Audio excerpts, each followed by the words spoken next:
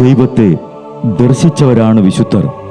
ആ വിശുദ്ധരോടൊപ്പം മാലാഖമാരുമായി സ്വർഗീയ ആനന്ദത്തിൽ ആയിരിക്കുന്ന ഞങ്ങളുടെ വാത്സല്യനിധിയായ അമ്മ ത്രേസ്യാളിൻ്റെയും പ്രിയ സഹോദരങ്ങളായ മണിദാസിൻ്റെയും ബ്രൈറ്റിൻ്റെയും പാവന സ്മരണയ്ക്ക് മുൻപിൽ ബ്രൈറ്റ് ഗ്രൂപ്പ് ഓഫ് അക്കാഡമീസ് പ്രാർത്ഥനാപൂർവം സമർപ്പിക്കുന്നു ഇന്നത്തെ വിശുദ്ധർ.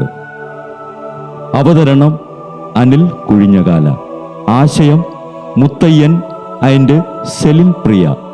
സംവിധാനം സ്റ്റെനി ആൻഡ് സ്റ്റെനിച്ച്. ഇന്നേ ദിവസം തിരുസഭ മാതൃകയായി നൽകിയ വിശുദ്ധരെ അനുകരിച്ച് പ്രാർത്ഥനയോടെ ആ പാത പിന്തുടരുന്ന നിങ്ങൾക്കേവർക്കും കർത്താവിൻ്റെ തിരുമുഖം ദർശിക്കാൻ കഴിയട്ടെ എന്ന പ്രാർത്ഥനയോടെ ഞാൻ നിങ്ങളുടെ സ്വന്തം ജസ്റ്റിൻ. ഇന്ന് ജൂലൈ 9 വിശുദ്ധ വെറോനിക്ക ജൂലിയാനിയുടെ തിരുനാൾ. ഇറ്റലിയിൽ മെർക്കാത്തെല്ലോ എന്ന പ്രദേശത്ത് ജനിച്ച വെറോനിക്ക ജൂലിയാനിയുടെ ജ്ഞാനസ്നാന നാമം ഉർസുല എന്നായിരുന്നു. ബാല്യം മുതൽക്കേ ദരിദ്രരോട് കരുണ കാണിച്ചിരുന്ന അവൾ തനിക്കാവശ്യം ഇല്ലാത്തതിൽ നിന്നല്ല ദരിദ്രർക്ക് ദാനം ചെയ്തിരുന്നത്. ടൂർസിലെ മാർട്ടിനെ പോലെ തനിക്ക് പ്രിയപ്പെട്ടവയായിരുന്നു വെറോനിക്ക ദാനം ചെയ്തിരുന്നത്. 11ാമത്തെ വയസ്സ് മുതൽ നമ്മുടെ കർത്താവിൻ്റെ പീഡാനുഭവത്തോടും ദൈവമാതാവിനോടും പ്രത്യേകം ഭക്തി അഭ്യസിച്ചിരുന്നു. പിതാവിന് ഉയർന്ന ഉദ്യോഗമായിരുന്നതിനാൽ വെറോനിക്ക മായാസ്തുതി തോന്നി അവരോട് പുച്ഛമായിരുന്നു. എങ്കിലും അന്നേ കന്യാസ്ത്രീയാകാൻ ചെയ്ത തീരുമാനങ്ങൾ ഇവയ്ക്കൊന്നിനും ഇളക്കം വരുത്തിയില്ല. പിതാവ് വിവാഹകാര്യം അന്വേഷിക്കാൻ തുടങ്ങുമ്പോൾ അവൾ എതിർപ്പ് പ്രകടിപ്പിച്ചെന്നു മാത്രമല്ല, രോഗിയായി തീർന്നു. പിതാവ് ഉടനെ കന്യാസ്ത്രീയാകാൻ അനുവാദം നൽകി. അവൾ ചിത്ത ദി കസ്തെല്ലായിലുള്ള ക്ലാര മഠത്തിൽ ചേർന്നു. പീഡാനുഭവത്തോടുള്ള ഭക്തി പ്രകർഷത്താൽ വെറോനിക്ക എന്ന നാമം സ്വീകരിച്ചു. ബിഷപ്പ് ഒരിക്കൽ മഠാധിപയോട് രഹസ്യമായി പറഞ്ഞു, ഈ മകളെ മദർ പ്രത്യേകമായി സൂക്ഷിക്കണേ, ഇവൾ ഒരിക്കൽ ഒരു വിശുദ്ധയാകും. 1678 വ്രതവാഗ്ദാനം ചെയ്തപ്പോൾ കർത്താവിന് നൽകിയ ജ്ഞാന പുഷ്പാഞ്ജലിയിൽ അടങ്ങിയിരുന്ന ഒരാഗ്രഹം പാപികളുടെ മാനസാന്തരത്തിനു വേണ്ടി സഹിക്കുക എന്നതാണ്.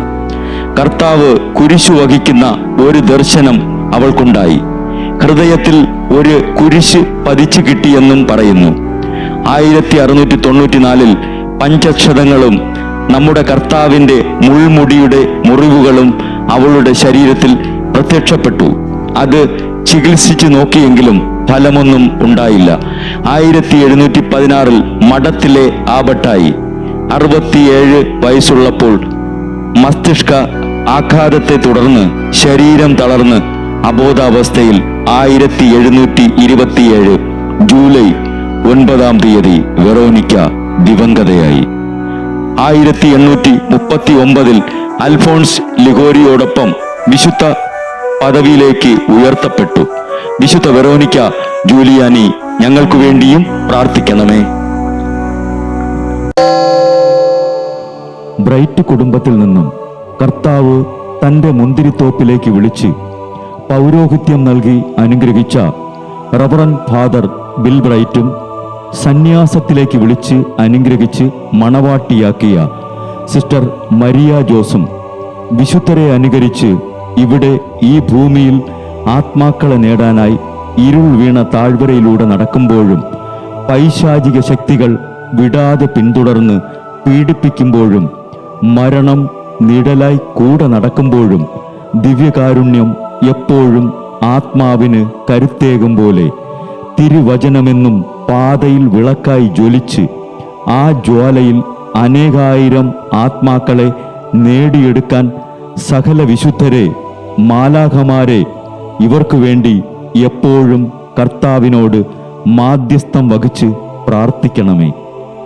അനുദിന വിശുദ്ധർ നടന്ന വഴിയെ നടക്കുന്ന ഇവർക്ക് പിന്നാലെ കൽപ്പനകൾ പാലിച്ച് കരുത്തോടെ നടക്കുന്ന ഞങ്ങളും ഞങ്ങളുടെ പ്രിയപ്പെട്ടവർക്ക് അരികിലെത്തി നിത്യസൗഭാഗ്യം പങ്കിടാൻ അനുഗ്രഹമരുളണമെന്ന് കർത്താവെ, അങ്ങയോട് ഞങ്ങൾ പ്രാർത്ഥിക്കുന്നു.